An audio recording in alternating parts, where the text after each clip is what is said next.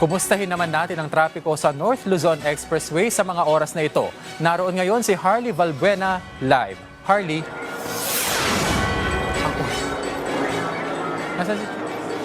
Kenneth, magaan pa ang daloy ng trapiko sa malaking bahagi ng North Luzon Expressway. Ngayong Sabado, yan ay sa kabila ng isinasagawang pagkukumpuni sa napinsalang bahagi ng Marilao Interchange Bridge.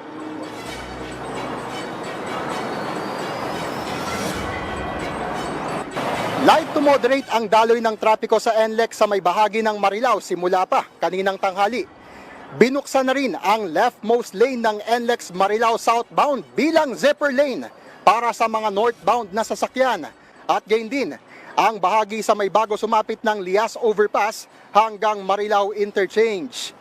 Nakadeploy din ang patrol team para magmando ng trapiko.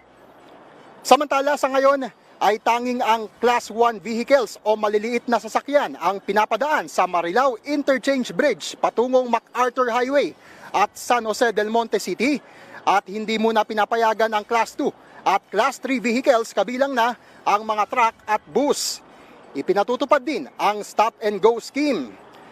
Patuloy namang minamadali ng NLEX ang pagkukumpuni sa napinsalang bahagi ng Marilao Interchange Bridge at target itong matapos bago matapos ang buwan ng Marso.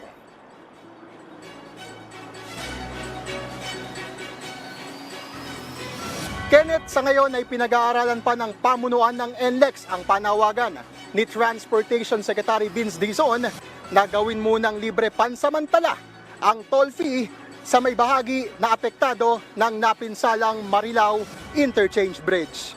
Kenneth? Maraming salamat, Harley Valbuena.